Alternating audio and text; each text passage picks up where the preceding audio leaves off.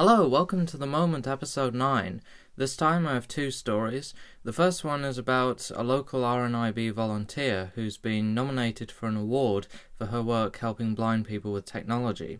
And the second story is about a new government fund that will see each of the Northumberland local area councils getting £100,000 to repair potholes. So now let's start with the first story. Christine Dodds, a Royal National Institute for the Blind volunteer, has been nominated for a Tech for Good award.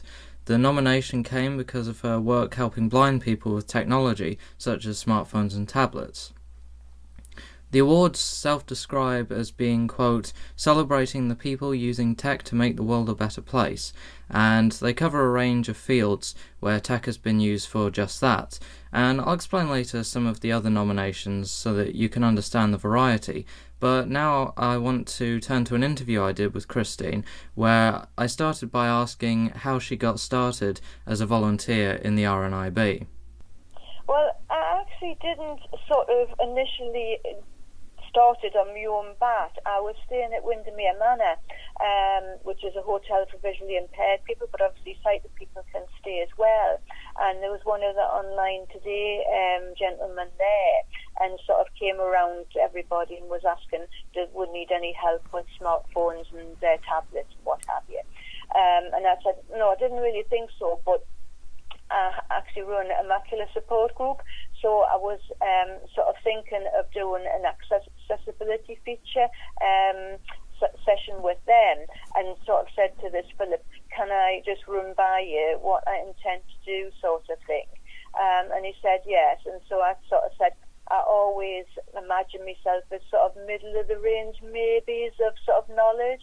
And at the end of the session he goes, no, I don't think so, Christian, you're way up there. He says, would you like to become a tech squad volunteer? So it was like really him that planted the seed, and like I've always loved technology, so I sort of jumped at the chance, Oh, that sounds really good. So this Tech for Good award that you've been nominated for, what exactly is that? The Tech for award is an award that is organised by BT and AbilityNet, and they sort of have 8 categories within this award. So at the moment, like, there's 32 finalists, and in each category there's 4 finalists, and obviously each category is sort of all around technology, but in different sort of forms. And as I say, it's like Tech Volunteer of the Year that I've been a finalist for. I then went on to ask what her volunteering entailed.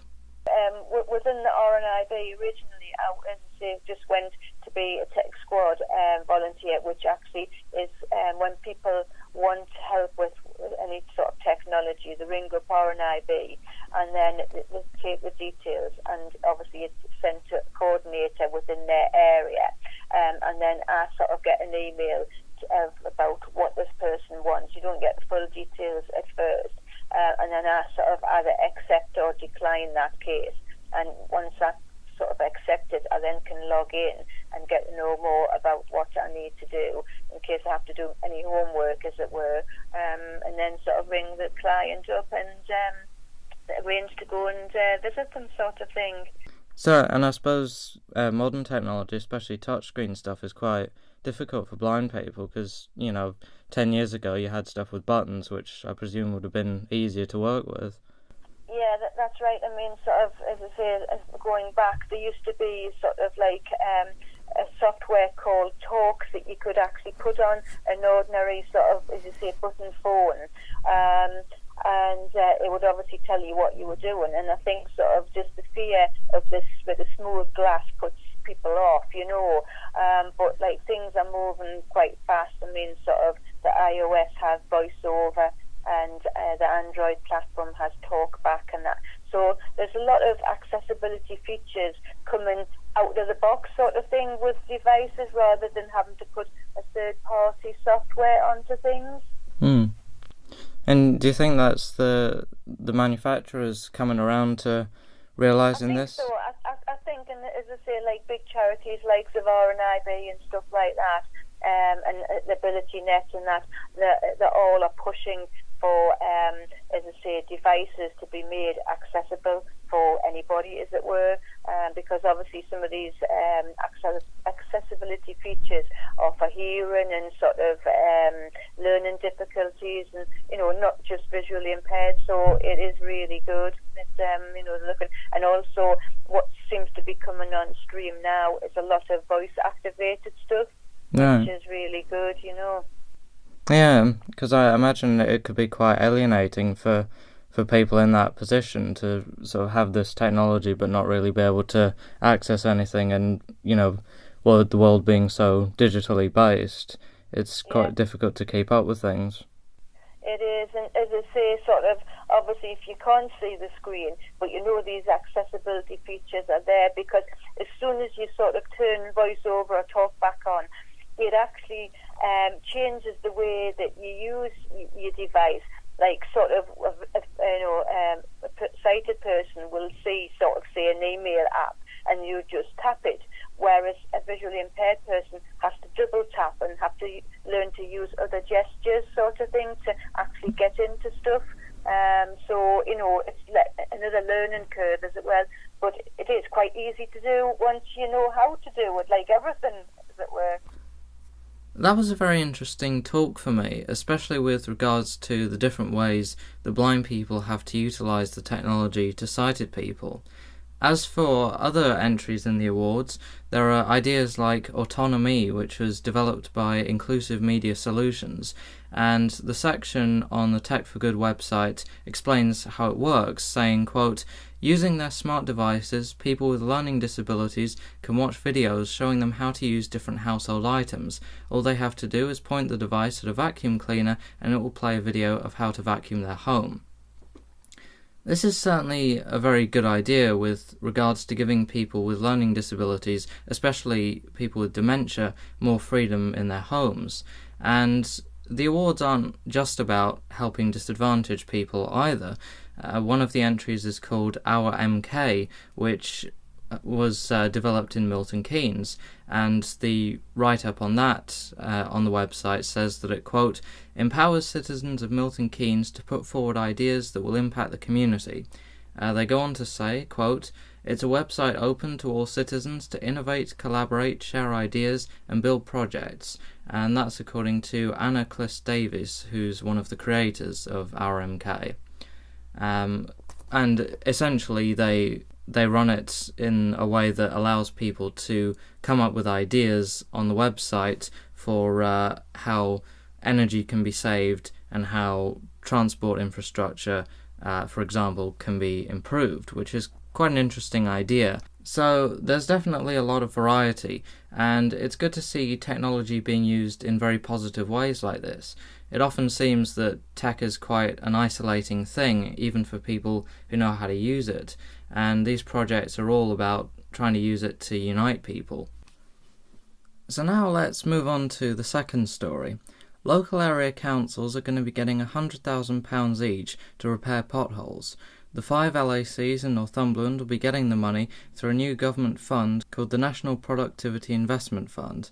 Looking at the Gov.uk website, they have a description of the fund which reads, quote, "A new National Productivity Investment Fund will add £23 billion in high-value investment from 2017 and 18 to 2021 to 22. The government will target this spending at areas that are crucial for productivity: housing, research and development, and economic infrastructure." And of course that fund is for across the country and includes spending on house building, which will have £7.2 billion allocated to it. £4.7 billion will be allocated to, quote, "enhancing the UK's position as a world leader in science and innovation," and £2.6 billion will go to, quote, "tackling congestion and ensuring the UK's transport networks are fit for the future." According to the Northumberland Gazette, with regards to this new funding for potholes, they write, quote, "At this stage, councillors can submit a maximum of 3 locations per ward for consideration.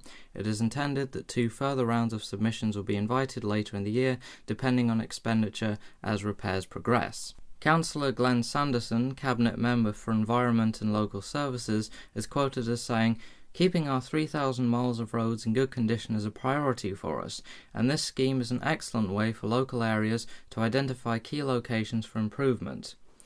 But the problem is, as you may have already guessed, this £100,000 is a drop in the ocean compared to what is actually needed. And Councillor Sanderson in fact goes on to say, quote, "While we expect works will be carried out on the majority of locations put forward, our area managers will need to consider whether the scale and cost of the repair is appropriate for funding from this programme. It could be the location is already earmarked for other planned maintenance works, or would be better referred for repair through other large maintenance programmes." So it sounds like the councillor wildly underestimates the cost of pothole repairs. Just last year, in fact, Northumberland County Council announced that a, quote, "massive £1 million programme is getting underway to repair the county's roads damaged by the winter weather." But even this massive amount isn't nearly enough.